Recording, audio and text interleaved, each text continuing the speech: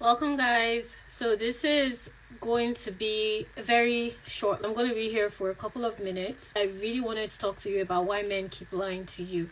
So, if you know anyone that's going to benefit from this, make sure you tag them. Make sure that you invite a friend that has been dealing with lies. You're tired of men that are not telling you the truth. You're tired of men that are taking advantage of your kindness. You're tired of men that are exploiting you emotionally. Men that are not all the way straightforward, half truths is kind of what they do. They do not completely have a transparent conversation with you. So I'm going to be quickly going over why this keeps happening. As you all know, I'm looking at my notes. So if you see me look up, I'm just looking at my notes. And I wanted to remind you, if you haven't applied for Wife in Waiting, definitely make sure that you apply with the link in my bio so that I can go over your application and I can help you to start dating in a way that is in alignment with the marriage that God has for you. Okay, so why men keep lying to you? This happens for a number of reasons, okay? But I want you to understand a couple of truths. It's important to be clear on what the truth means to you. So a man can only lie to you when you are not clear on what your own truth is. So for instance, if you ask me, Tolu, when are you getting to the train station? And I say, I'm getting to the train station in the afternoon. That's not a lie, because you asked me a very blanket, clear statement of when I'm getting to the train station. But if you ask me specifically, are you getting to the train station by 2 p.m.? And I know I'm not going to be there at 2, and I say, yeah, sure, I'm going to get there by 2 p.m. That is a lie. So it's important that you are clear on what truth means to you as you're dating, which is why in the Wife in Waiting Sisterhood, we are very clear with making sure that our sisters know exactly what their core beliefs are as they're dating. And this goes beyond your beliefs in your faith. It more has to do with your beliefs emotionally, what is true for you physically, and what is true for you sexually. That's why I always say, and I'm singing this again and again, you can be saved, sexy, and sensual. It just depends on how that flows through you. The way someone else exhibits sexuality and sensuality does not have to be true to you. The same way someone has breakfast and I have breakfast are not going to be the same. So it's important that you have an individuality in your dating process that complements the kind of marriage that you desire. So that when you're having conversations with men and when you're connecting with men, you are able to establish what truth is firstly for you in a way that will make it easy for you to understand when he's lying to you. The problem is you don't even know what truth is for you. That's why it's easy for you to get confused, conflicted, manipulated. That's why you're debating whether he's into you even though he doesn't call and text. That's why you're making assumptions about how open he is for a serious relationship even if he's been dragging you along for the past 3 to 6 months. It's because you haven't established a baseline of what truth means to you. And that's why in the sisterhood, we're very clear about making sure our sisters have their own dating style. In fact, right now, Wife in Waiting sisters are conversing in our community, literally, about different aspects of dating and hearing each other's perspectives so that they're able to use that information from a like-minded sister to inform the way they date. So that part of our community is very important. That part of our program is key. So that's why I want you to understand what your truth is. And the reason this is important as well is so that you're not borrowing beliefs from your friends. You're not borrowing beliefs from your parents. Some of you are dating people because you borrowed a belief from your friend that said, you are getting old. You're borrowing a belief from your parents that say, just manage him, he's financially stable. You're borrowing a belief from your peers that says, you are never going to get married because you are not entertaining any man that comes to you, instead of understanding what the baseline of truth is for you. Faith may be important to you, so have conversations around it. Finances may be important, relationships, education. So have a baseline of truth as to what that looks like. What does being in a relationship with God mean to you? What does being in an intimate relationship mean to you? What does going on dates mean to you? When you get this and when you are able to establish it for yourself, it'll be very difficult for you to entertain relationships with men that are going to try and manipulate you and are going to try and lie to you. And you are not going to be in a position to be able to have the right kind of connections with men. That's why you see men that can be in relationships with you for, I don't know, 6 years and be married to the next woman in 6 months, because she has a baseline, she has a standard, she has substance around the way she interacts and engages with men. And it's important that you have that framework. It's important that you have that baseline so that it's easy for you to make connections that are substantial and are not wasting your time. Men keep lying to you because you don't have that baseline. There's no baseline of truth with you. There's no baseline of respect with you. You take whatever is available. You entertain whatever is being given to you, because your truth is not established in the core of who you are as a person. It's moving, it's frequently shifting and changing. It's not stable. So it's easy to be lied to, it's easy to be manipulated. So let me know if this makes sense to you based on the patterns that you've seen in your relationships by dropping a comment. But make sure that you are having conversations with yourself firstly to be able to understand, okay, so what is true for me in this situation, and where does that mindset come from? And that's why in Wife in Waiting, we're very clear with our sisters on having community conversations, using our curriculum to date in a way that is in alignment with wherever they find themselves, because there are different stages of the dating process. You may currently be in a situationship. Someone else may be single. Somebody else may be just going on dates. They may have been talking to somebody for the past 2-3 months. Someone else is in a relationship that has been going on for the past 6 months.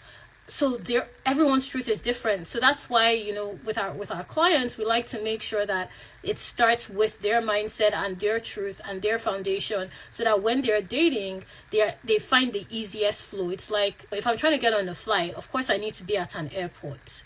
But if I'm trying to get on a flight and I'm going to an amusement park, I'm not going to be getting on that flight, depending on when that flight is meant to be taking off. So a lot of you have the right idea. You're trying to get on the flight. In other words, you're trying to get married.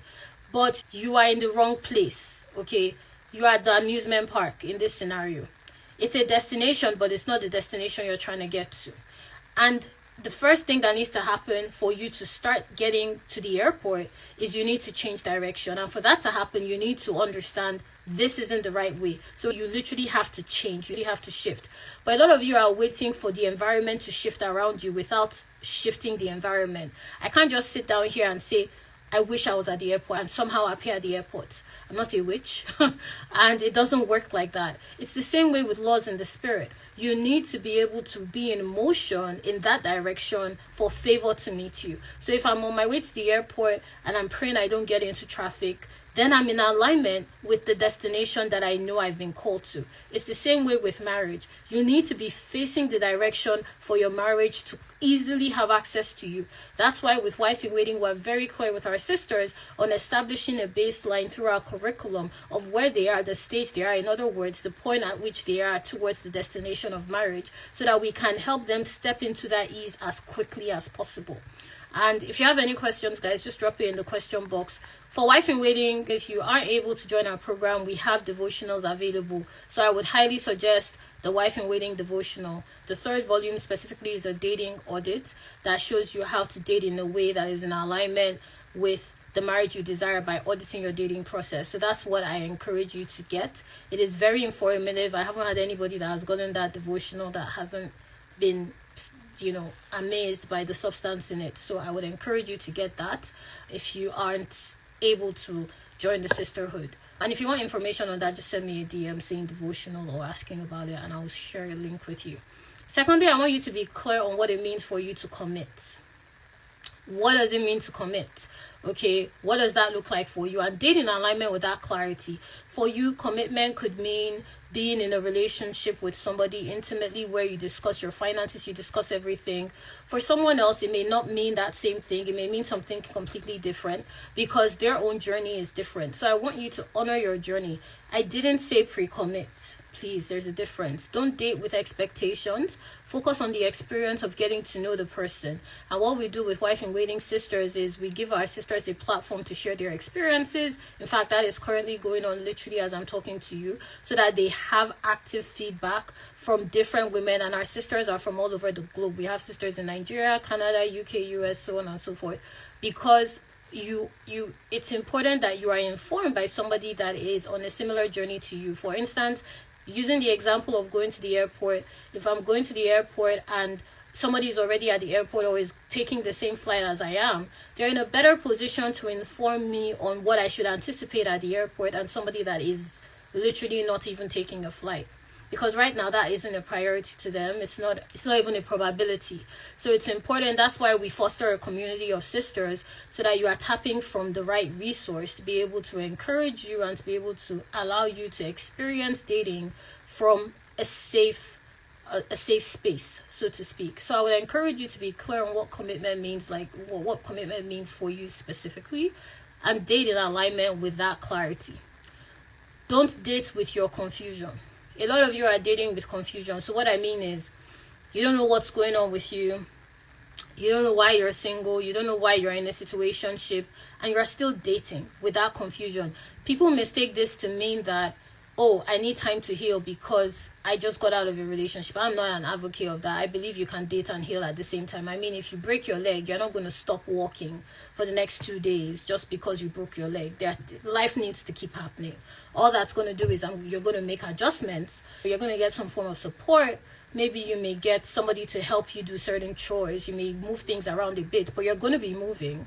You're not going to just sit down still for 2 days, and no doctor would advise you to do that. They will just advise you on how to balance that pain with making progress. It's the same way with dating. Dating with confusion is not the same way as dating when you're healing from hurt. When you're healing from hurt, you make adjustments. You don't just sit down and wait for the pain to go away. That is not how life works. You have to keep moving. You honor the fact that you've been hurt by making sure that you're making adjustments and you're learning from that healing process. Dating with confusion looks like you are going nowhere fast. It's like, I'm trying to get to the airport, but I don't know where the airport is. I don't know what means of transportation I'm going to use to get to the airport. I have no information about the flight, but I'm just moving. Of course, I'm not going to get anywhere, but that's how a lot of you are dating. You are dating with confusion. You don't know what you want in a marriage. You have no idea what you're doing wrong in the dating process. You don't know why you're even entertaining this man you're not attracted to. You don't know what exactly it is you're meant to be anticipating in the dating process or what you are worthy of. Of course, how else is it going to work? Of course, it's not going to work.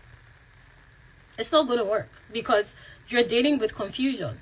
You need to date with clarity so that you can date in alignment with that clarity. So, for instance, using the airport example again, going to the airport, checking my flight, making sure that I have the right means of transportation to get to the airport on time so I can check in, and do all the things, pass through security, immigration, and make sure that I'm ready to get on that flight. Because I'm using that clarity to be in alignment. So that's how you want to date. It doesn't require pre-commitment. Using that same example, because I'm flying tomorrow, it doesn't mean I should be at the airport today. It doesn't mean I have to be calling the airline today. It doesn't mean that I have to be getting in a taxi to get to the airport today, because that's not required for me at this particular point in time. So dating with clarity doesn't mean you pre-commit. But when you date with confusion, you will pre-commit. You will find that you are starting to pre-commit. You are negotiating a lot. You're making a lot of excuses for this person. You're trying to make them understand your perspective because you are dating in confusion. So it's literally like you are in a falling building and you're trying to grab whatever you can to hold on to for stability. And whatever you grab onto is not necessarily the best thing for support. But that's how a lot of you are dating. You're grabbing onto the fact that, oh, he smiled at me. You're grabbing onto the fact that, oh, he complimented me. But that's not even the baseline of what you should be experiencing at this point in the dating process. Okay, so drop a comment. Let me know if this stood out to you. If you have any questions, I think I have time for 1 or 2 questions. So finally, you want to connect with people that align with your peace. I cannot tell you how important this is. Okay, one of the things with Wife in Waiting is we don't just let any woman into our community. We make sure that these women are in a space where they are ready to give and they are ready to take. In other words, you're ready to share and you're ready to support one another, because peace is very important. Okay, you all know I like giving examples. Maybe you're joining a course. So you want to make sure that when you're joining that course, the information you're getting about that course is from people that are in that course with you. Sometimes certain institutions will have mixers for you to meet the cohort that you're going to be in the course with. They will have information sessions, even based on wherever you guys are coming from, whether you're coming from Africa, you're coming from Europe, Asia, and so on and so forth, because they are aware that it's easier for you to connect with people that you have similarities with. That's why you want to connect with people that align with your peace. So what does peace look like for you in the dating process? A lot of you are not dating with peace. You are dating under pressure. That's why you need him to propose to you in 2 months. That's why you need him to tell you his intentions on the first date. That's why you need him to be in a position to financially provide for you, even though you all just started talking. You're dating with pressure. You're not dating with peace. Dating with peace simply means if he's not willing to move intentionally with you, if he's not honoring where you are at the moment, you don't have to continue the same level of connection with him. You can reduce the calls, you can reduce the texts, you can even ultimately remove it altogether. It's important that you know what direction and timing you're facing in the dating process so that you can move in that direction and you can respect it as you go about getting to know men and becoming more comfortable with them. That's why with Wife in Waiting Sisters, we have a dating curriculum. That our dating curriculum is super strategic in making sure that sisters are able to implement our dating strategies in a way that allows them to align with their peace. So every sister's peace looks differently. That's why I would never tell even my dating to marry clients who are my one-on-one clients. I will never, and guys, go and listen to my last podcast because Nina shares about this. She's a dating to marry alumni. I never told her what to do. I never tell them what to do. I literally just show them a map so that they're able to guide themselves through the resources we provide in the program to their destination of marital alignment. So it's important that when you're dating, you're honoring and you're aligning yourself with peace so that you have the support that you need internally, first of all, and you're in alignment in your relationship with God to be able to honor where you currently are, okay? And that's the support we provide for you in Wife in Waiting through our community. It's what we provide for you through our dating curriculum, and when you're in group coaching with me, with other sisters, we provide that support. So for example, if you want to get a raise, you become strategic about how you show up professionally to earn that raise. You don't just go to your office, demand from your supervisor that you deserve a raise. That could get you fired. You need to become strategic about it, choose the right opportunity, become more aware of how you can professionally contribute to that environment so that people can start to see can start to see the value that you carry, and they're able to honor it when you have that conversation, if for anything else, because they know that you have been a valuable contribution to the way the organization is operating. It's the same way with dating. You need to understand, think of your marital calling as an organization. You need to understand where exactly you are in that process of building that organization, that promise, that desire for marriage, to be able to know the right people to align with, to make sure that they're in alignment with your peace and they're not conflicting it and putting you under pressure. Okay, that's why you want to be intentional about your dating process. And the reason men keep lying to you is because you don't know how to do this. You're dating with pressure. So, of course, he's going to lie that, yes, I want to get married tomorrow, when he probably wants to sleep with you, or he's feeling under pressure, or he doesn't have the confidence to be able to be honest with you about his true intentions. But when you learn to date with peace, you are more observant. Your discernment is more perceptible because you can, the environment is calmer. Think about it, you can hear a lot more when everywhere is quiet than when it's noisy. In fact, when places are noisy, you may not hear someone calling your name. But when it's quiet, even if they whisper your name, you'll be able to hear. And it's interesting because the Lord speaks through a still small voice. He's not loud, he's not aggressive. It's usually a very still small voice, but it's very clear. That's how it sounds. And that's what you want to be able to hear as you're dating. So guys, I'm going to go now. I have to go, but make sure, listen, if you're ready to start dating differently, you need to do something differently. You all know I'm very straightforward. You need to do something differently. You can't just sit down and hope for a change. You need to start taking practical steps. And if you want me to help you with this, my best advice for you will be to apply for Wife in Waiting. The link is in my bio. Just apply, and I'll review your application. You'll hear back from me in the next 24 hours. I've been talking to a couple of you in the DMs as well. So make sure that once you apply, you definitely use the resources I provide to you once I get back to you, okay? And what we do in the sisterhood, if you're curious about how we operate, is we show you how to date clearly so that you can connect with quality men and commit to the right man for you. So we explain this process in a way that allows you to experience dating in alignment with your marriage through our group coaching, where you're under my coaching. And then we also provide you with a dating curriculum that allows you to start dating exactly where you are and to immediately shift your position in the dating process to align with the marriage God calls you to. And we have an active community of sisters that are very welcoming. They're currently connecting in the community. I just spoke to a couple of them this morning that are actively available to you to connect with, to get to know, to support you through the dating process. So you are getting information from the right source.